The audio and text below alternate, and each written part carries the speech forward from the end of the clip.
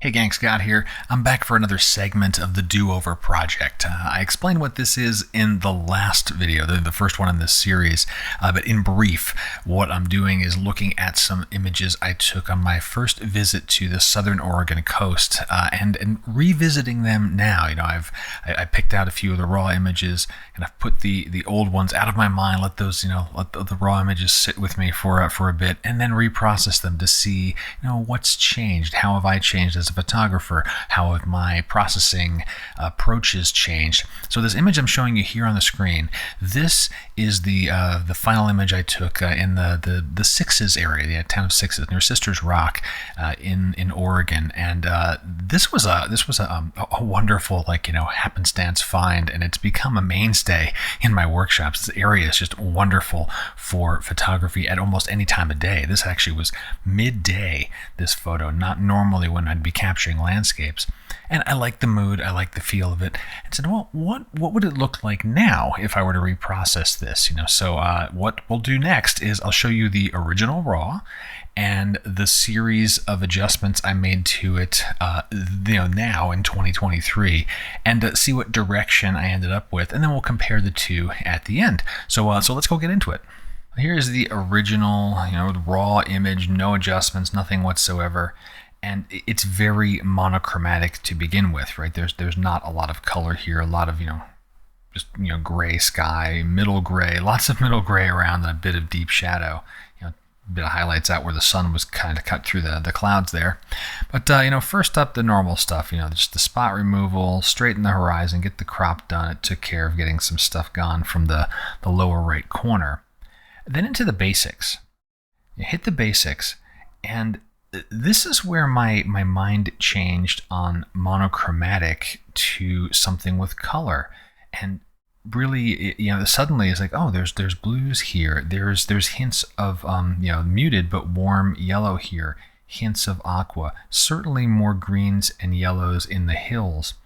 And I think in particular what I noticed is when I used the Adobe Landscape camera profile, that really did have things jump out more. The color rendition was stronger than I'd expected, and I don't remember if that particular profile was either as strong as it is now or even existed 6-7 years ago.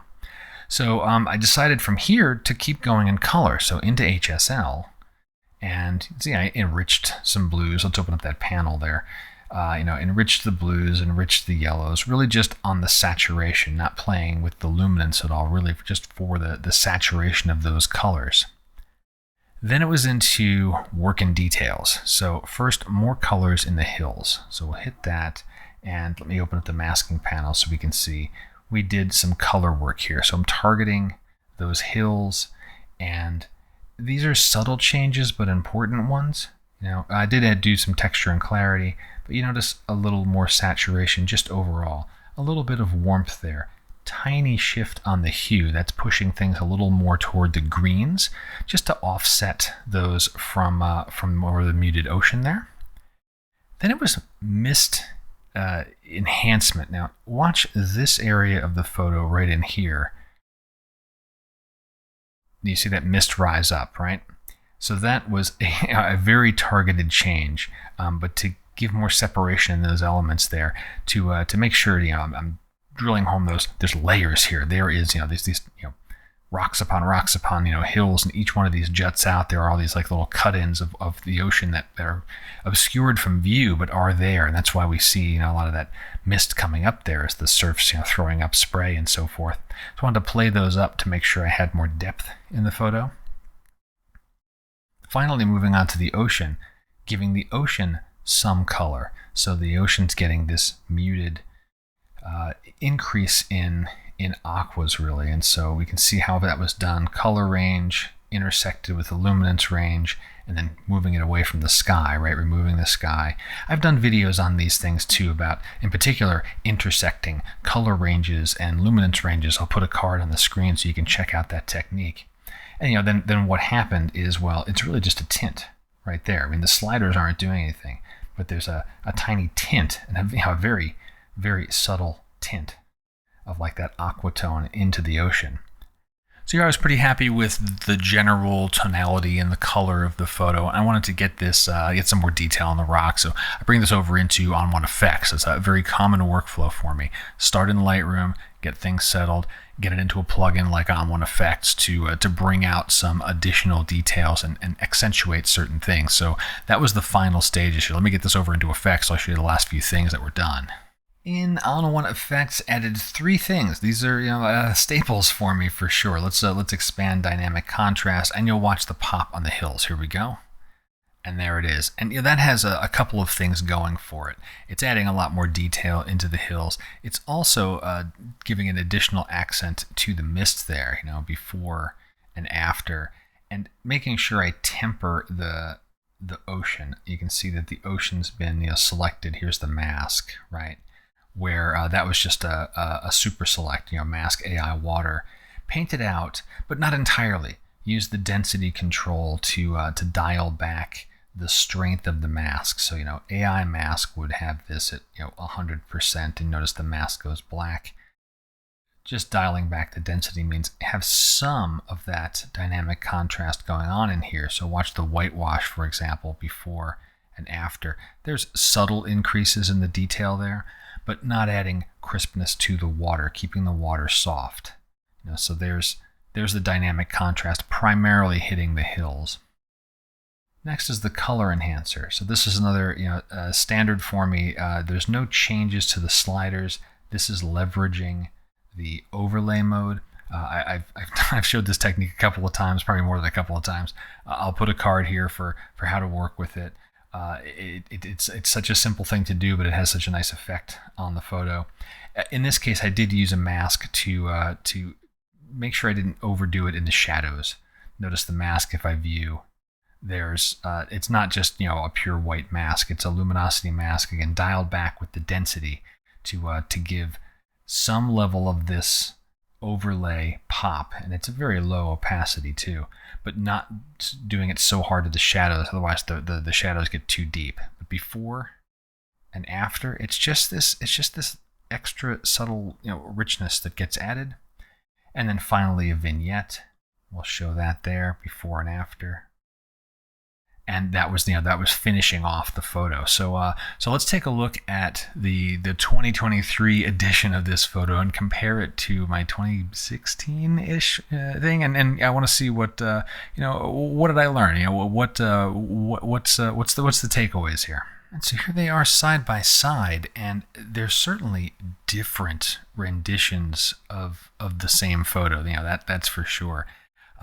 I have to say, I like them both for different reasons. When I look at them side by side like this, on the left, I'm guessing I must have done some kind of color tinting or split toning or something to it, because it has a very, greenish yellow, overall tint to it, which again, I like the mood. It's just different for sure. I think in the newer rendition, I think I did a better job with pulling the details out of the rocks and the hills.